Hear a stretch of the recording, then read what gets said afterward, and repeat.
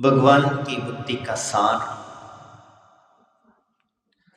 जिसमें धर्म की प्रमुखता बताते हुए आचार्य कुंद कुंद स्वामी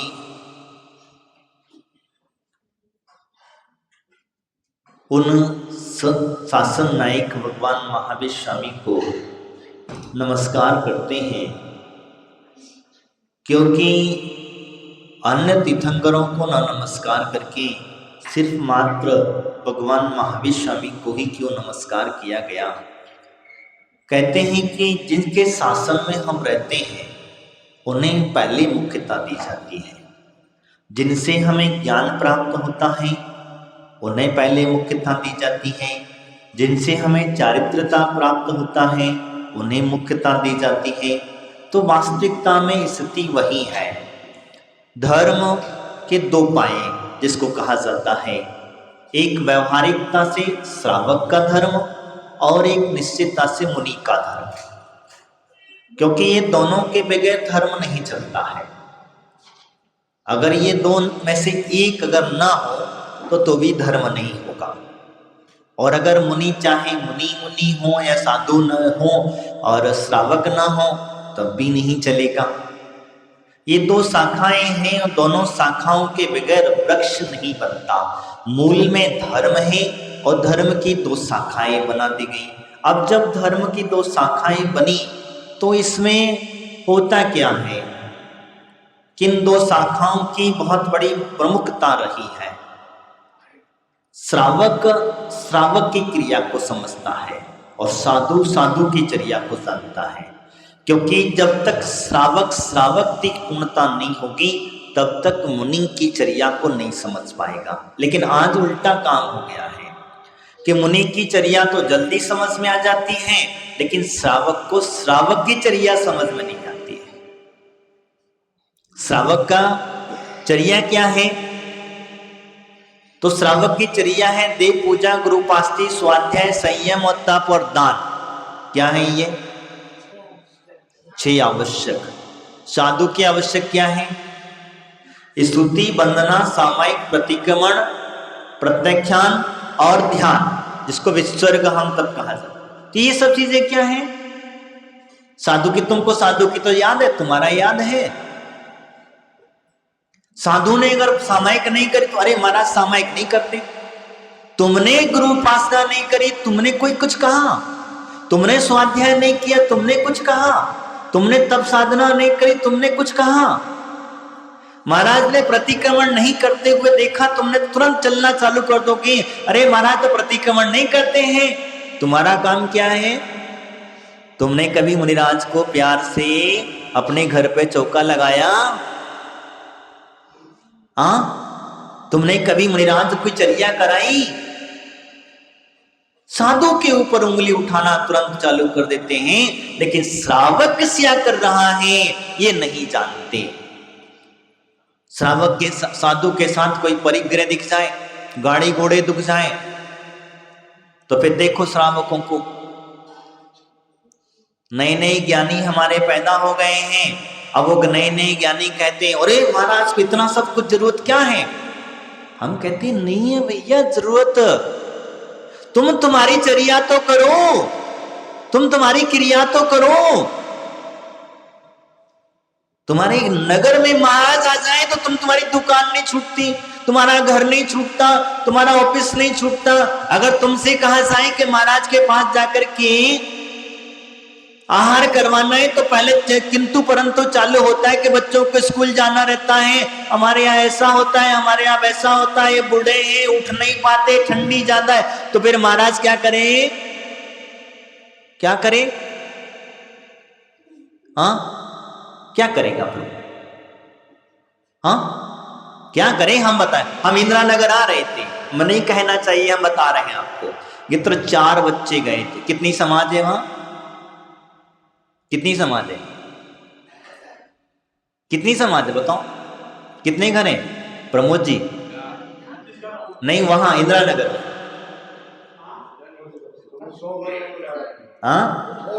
100 100 घर की समाज में 4 बच्चे महाराज मंदिर तक आ गए, तो बताओ आप फिर कहते हो कि महाराज की चर्या खराब है। तो कहां धर्म करेगा और कैसे धर्म होगा? 4 बच्चे मात्र वहां से, अरे यहां तक हमारे पदाधिकारी भी मंदिर से बाहर तक नहीं निकल सके। अरे महाराज नजदीक आ गए हैं तो हम 10 कदम चल करके महाराज का स्वागत करें, हम महाराज से निवेदन करें कि महाराज आप आए हैं, हमारे नगर में आए, गांव में आए, हमारा सौभाग्य है, हमारे मंदिर में चरण आपके पड़े, भगवान के दर्शन करें, पूजन वंदन करें, जो आपकी स्तुति आराधना करना है, सामायिक आहार चर्या आदि हम यहां करें। हमने निवेदन बंद कर दिया। क्या हुआ? किसकी गलती हुई? हाँ, श्रावक अपनी क्रिया को छोड़ करके, अपनी चर्या को छोड़ करके साधु के ऊपर दोषारोपण लगा रहा है कि अरे महाराज ऐसे हैं। महाराज ऐसे नहीं है। मैं आपको घटना बताता हूं इंदौर की। चारित्र चक्रवर्ती शांति सागर जी महाराज के शिष्य थे चंद्र सागर महाराज, आप सब पहचानते होंगे। हाँ, नहीं पढ़ा होगा चारित्र चक्रवर्ती पहचान लेंगे। हाँ, चंद्र सागर जी महाराज शांति सागर जी के शिष्य थे, जो शांति सागर जी के शिष्य थे चंद्र सागर जी महाराज। आप समझना मेरी बात को, वीर सागर जी और चंद्र सागर जी जो है ये दोनों ऐसे ब्राह्मण पंडित थे, ब्रह्मचारी अवस्था में थे, जो चारित्र चक्रवर्ती शांति सागर जी महाराज के दर्शन करे थे। और ये उन शिष्यों में से हैं, जब गुरु से कहा था इन्होंने रस्ते एक जगह, जब महाराज अकेले थे, वहां उनके साथ में कोई नहीं था, तो ध्यान अवस्था मतलब चर्चा करने पहुंच गए दर्शन करने के लिए, तो उनसे कहा था कि पंचम काल में मुनिराज नहीं होते। क्या कहा था?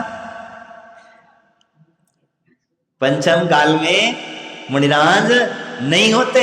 तब महाराज ने एक छोटा सा आंसर दिया था उस समय पर कि सामने किसका वृक्ष है? बोले आम का। इसमें से कैरी तोड़िए और कैरी तोड़ करके चौके में चटनी बना करके, सुंदर चटनी बनती है, चटनी खा लेना, भोजन आपका अच्छा बन जाएगा। अब श्रावण महीने के अंदर में क्या आम के वृक्ष में कैरी मिलेगी? हाँ, नहीं मिलेगी ना? पक्का ईमानदारी से? हाँ, ऐसा ही है ना? हाँ, तो फिर आम के वृक्ष में जब आम नहीं है तो आम के वृक्ष को आम का पेड़ क्यों कहते हैं? महाराज ने बहुत संकेत में आंसर दे दिया और दोनों का ऐसा हृदय परिवर्तित हुआ।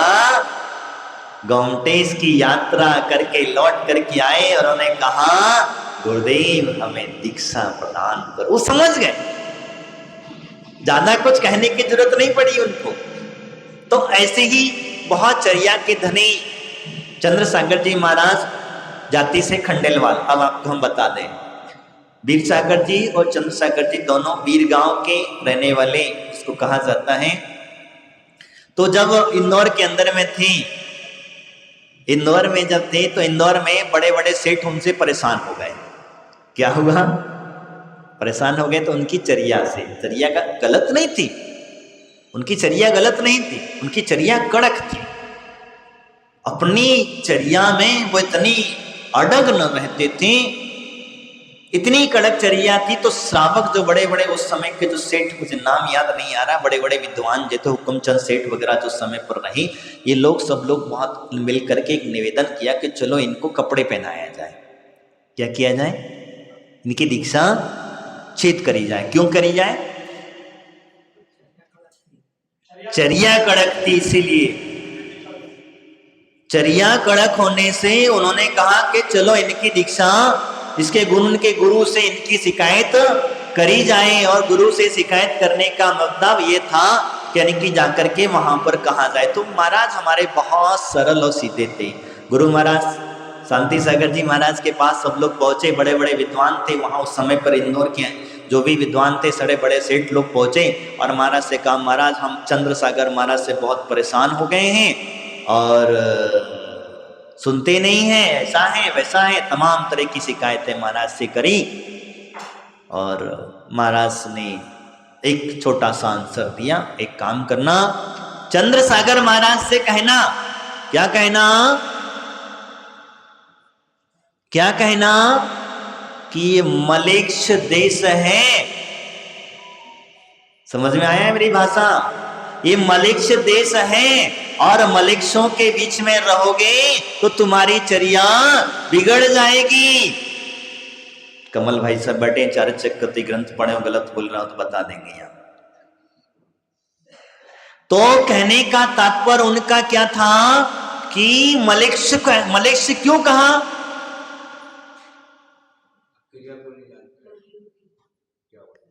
मलेच्छ क्यों कहा?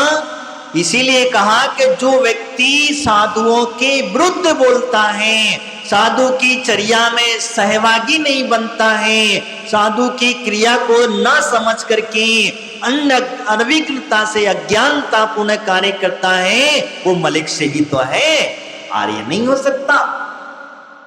आर्य की व्यक्ति तो साधु के प्रति समर्पण भाव हुआ करता है और मलेच्छ का भाव, समर्पण का भाव नहीं होता है। तो यही कारण है आज हम अपने धर्म से भटकते चले जा रहे हैं। आज हम अपने हाथ से इतने दूर हैं और फिर कहते हैं कि मंदिरों में, मुनिराजों के पास, साधु संतों के पास में कोई आता नहीं है। आएगा कहां से? तुम्हारा पुण्य ही नहीं है इतना, साधु का दोष नहीं है, तुम्हारा पुण्य इतना नहीं है कि तुम उनके पास तक पहुंच सको। और जो व्यक्ति पहुंच जाता है वो पुण्यवान हुआ करता है। और यही कारण है क्योंकि साधुओं का आशीर्वाद हर किसी को प्राप्त, हर किसी को नहीं मिलता, और देते सबको हैं। वो ऐसा किसी से नहीं मना। उनके करोड़पति आ जाए, अरबपति आ जाए, राजा महाराजा आ जाए तो भी वही आशीर्वाद है, और उनको उपद्रव करने वाला व्यक्ति आ जाए या कोई गरीब आ जाए, कैसा भी आ जाए, तब भी आशीर्वाद वही है। यशोधर मुनि के ऊपर जब राजा सैनिक ने उत्सर्ग किया था, उनके गले में सर्फ डाल दिया गया था, तो जब उनका ध्यान टूटा, आँख खुली, तो उपसर्ग निवारण करने वाले के साथ साथ उपसर्ग करने वाले को भी धर्म वृद्धि अस्तु का आशीर्वाद दोनों को बराबर दे दिया। कोई भेद था? कोई भेद था? नहीं था। अब इसमें हो क्या जाता है, तो तुम लोग अब इतने मतलबी हो जाते हो कि तुम क्या करते हो, तुम अपनी रोना रोने के लिए ज्यादा आते हो। महाराज लोगों के पास बाकी कुछ काम नहीं, धर्म ध्यान की चर्चा कब। तुम अपनी परेशानियां लेकर के बहुत ज्यादा पहुंच जाते हो। कोई किसी से परेशान, कोई तन से दुखी, कोई मन से दुखी, कोई धन से दुखी, दुखी सब है।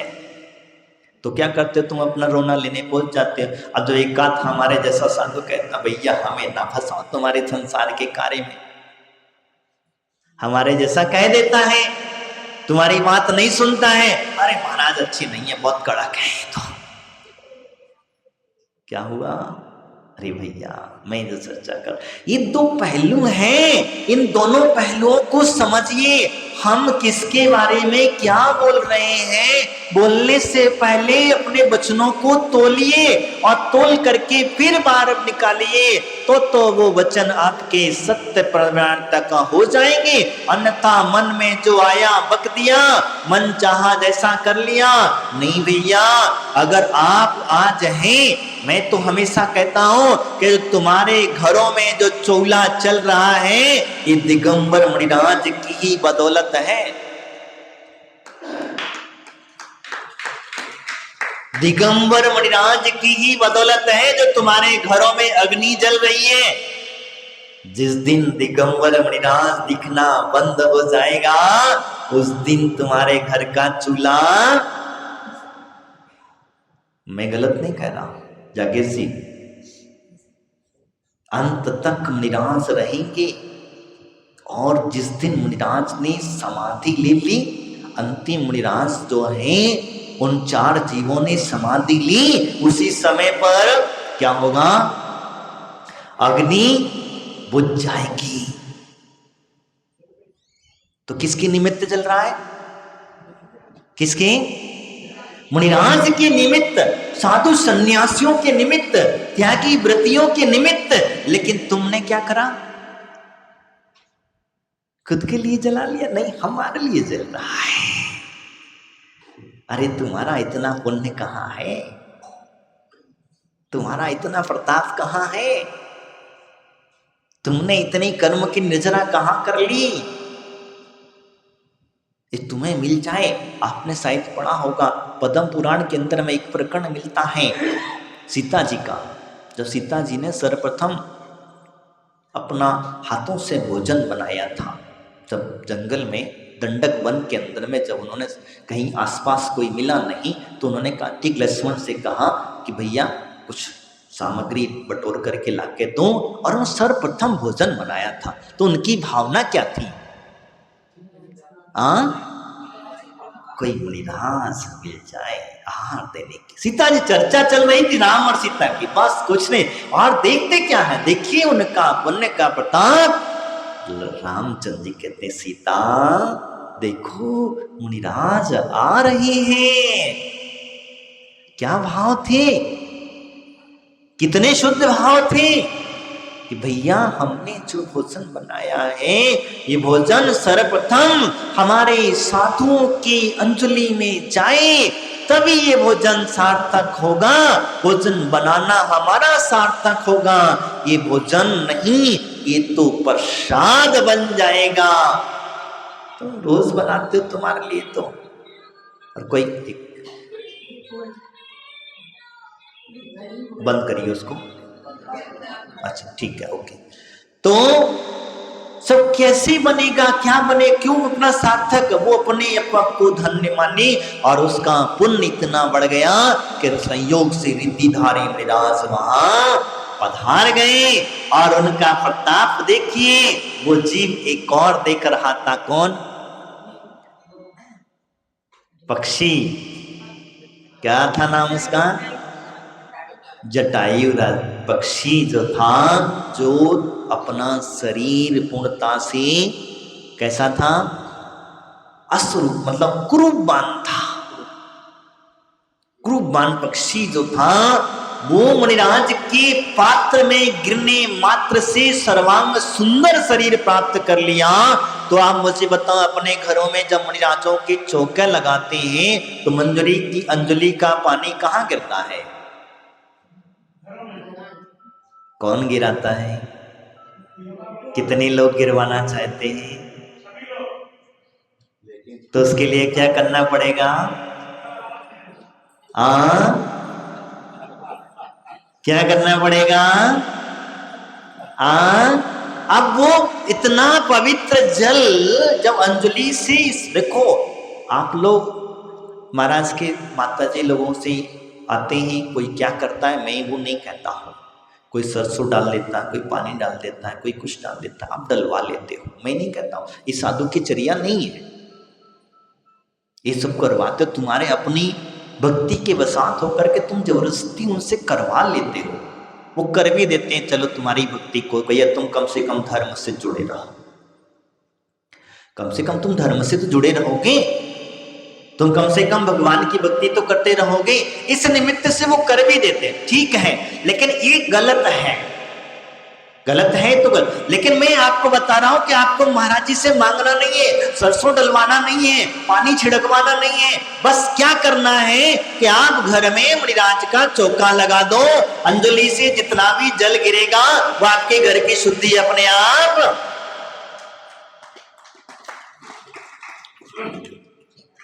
कहीं किसी से मांगने की जरूरत पड़ी, महाराज से कहना की पड़ी, जरूरत पड़ी? और जिन जिन घरों में साधुओं के आहारचर्याएं होती हैं, उन घरों में कभी भी धन धान्य की कमी नहीं होती है। धन धान्य की कमी नहीं होती है।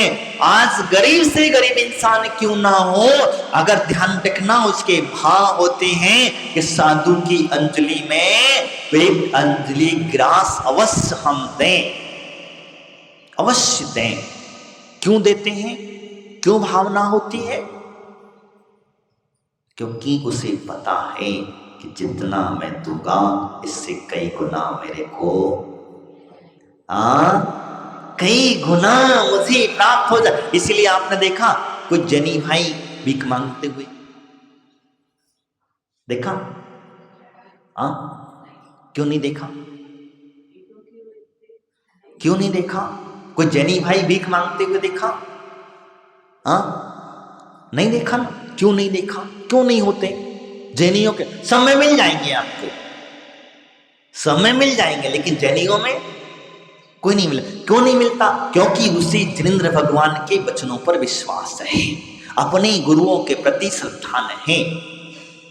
और दूसरा कारण एक और है, क्योंकि वो जानता है कि मैं जितना दान करूंगा, मैं जितना मणिराजों को आहार दान आदि दूंगा, मेरे घर में सारी क्रियाएं धन दौलत आदि बढ़ती रहेंगी। तो मैं आपसे जो चर्चा कर रहा था, यहां पर वो कह रहे थे कि दो प्रकार का धर्म व्यवस्था हम चल रहे थे, दो, यानी एक मुनि और एक श्रावक। दो प्रकार का धर्म नहीं, दो प्रकार नहीं है, बस एक पेड़ की दो शाखाएं है। प्रकार मत लगा देना, पेड़ एक ही है। क्या है? पेड़ एक ही है, शाखाएं दो है। हो सकता है कोई बड़ी है, कोई छोटी है, कहीं धीरे धीरे करके अपने अपना विकास कर रहा है। इसी प्रकार जब श्रावक की चर्या को समझेगा, तभी जाकर के मुनि धर्म की चर्या को समझ पाएगा। क्योंकि श्रावक ने श्रावक की चर्या छोड़ दी और साधु की चर्चा करने लग गया, तो ध्यान रखना, आप अपने पुण्य को नहीं, पाप को अधिक बढ़ा रहे हैं। पूजा पाठ आप करते हो, बहुत अच्छी बात है, पूजा करना चाहिए, आपका कर्तव्य है, लेकिन पूजा के साथ साथ में और भी आपके कर्तव्य हैं, उन्हें भी आपको करना पड़ेगा। मैं हमेशा एक बात कहता हूं कि अगर व्यक्ति पहली क्लास का व्यक्ति है, उसका एडमिशन पहली क्लास में हो गया है, तो पहली क्लास का एग्जाम नहीं देगा तो दूसरे में बढ़ जाएगा? नहीं बढ़ेगा ना, पक्का नहीं बढ़ेगा ना, ये जानते हो अच्छी तरीके। और अगर आपको मान के चलो मैं तो पहली क्लास में ही पढ़ता रहूंगा और मुझे डिग्री प्राप्त करनी है,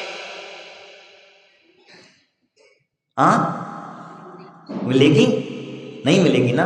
तो इसी प्रकार से मैं आपसे जो कहना चाह रहा हूं कि आप जो है सिर्फ पूजा को पकड़ करके बैठ गए हो, तो फिर आप आगे नहीं बढ़ोगे। तो फिर मुझे बताओ, डिग्री मिलेगी, मोक्ष मिलेगा? डिग्री वो है, यहां नहीं है डिग्री अभी। वो डिग्री कहां मिलेगी? मोक्ष में जाकर के मिलेगी। तो खाली मैं पूजा ही करता रहूं, मैं सिर्फ भगवान के दर्शन ही करता रहूं, तो मुझे मोक्ष मिल जाएगा?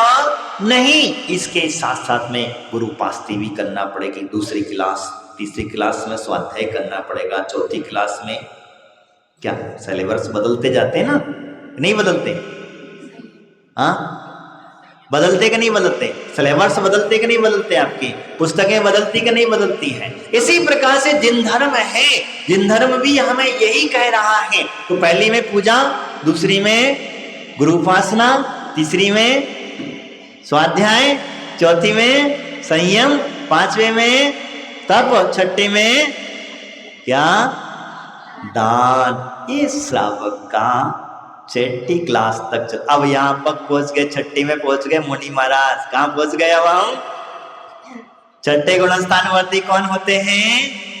मुनि महाराज। जब मुनि बन जाओगे तो फिर आगे की चर्या अपने आप बढ़ती चली जाएगी और अंत में मोक्ष मिल जाएगा। मैं यहाँ पर इस बात को कहना चाहूंगा कि भगवान महावीर स्वामी को आचार्य कुंद स्वामी ने नमस्कार किया और नमस्कार करके आगे वो चर्चा करते हुए ही कहते हैं कि मैं जो कुछ भी चर्चा कर रहा हूँ, दोनों प्रकार के धर्म को कहा, लेकिन कई लोगों ने क्या करा, कुंद स्वामी के एक दृष्टि को पकड़ करके रख लिया।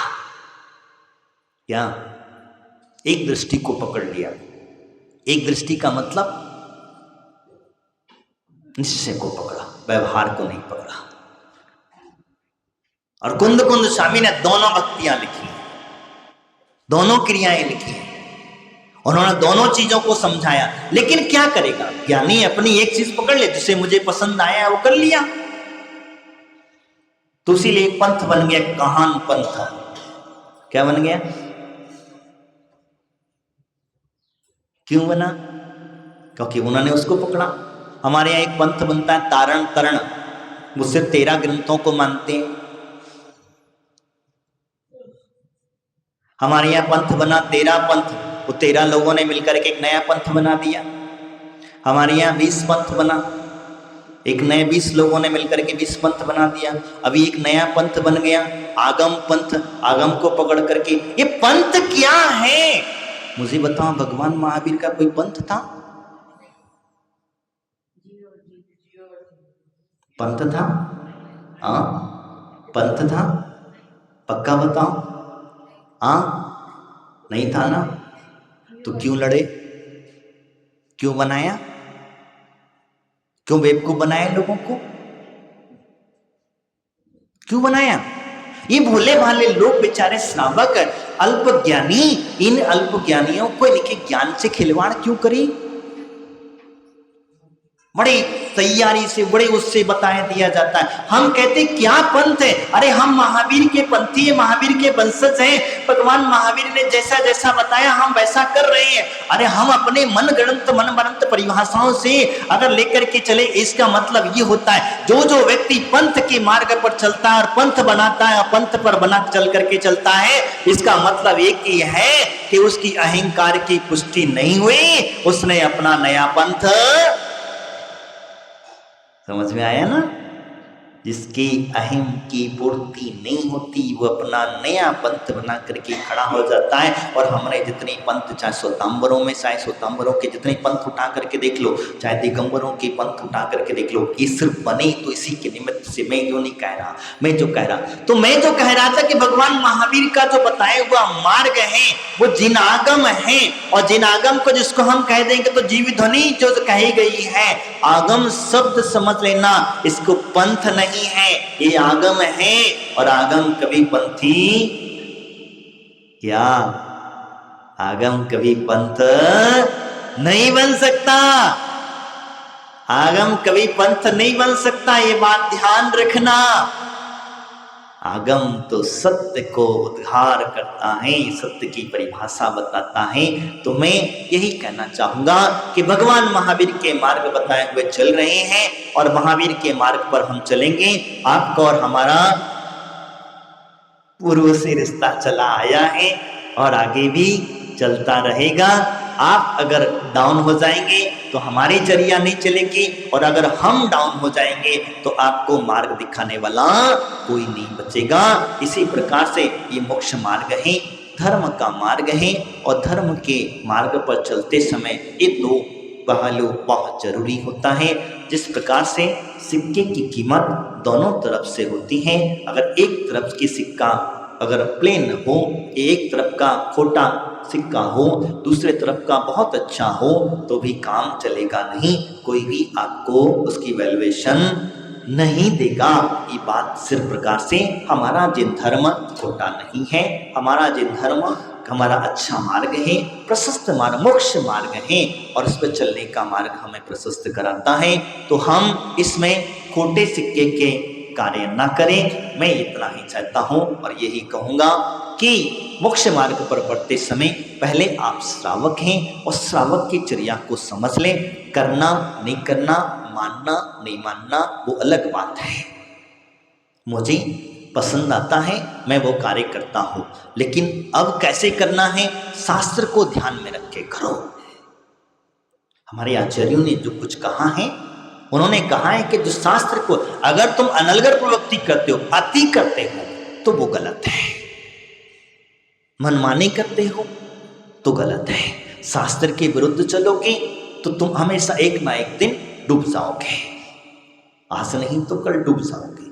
तुम कितना भी कुछ भी कह लेना, कहीं ना कहीं जहां तुम्हारा थोड़ा सा भी बैलेंस आउट हुआ, सीधा गिर जाओगे। इन्हीं भावनाओं के साथ बाकी की चर्चा हम लोग कल करेंगे। इन्हीं भावनाओं के बोले महावीर भगवान की, आचार्य बुद्धि विपुल सागर जी महाराज की, पद संग माता की।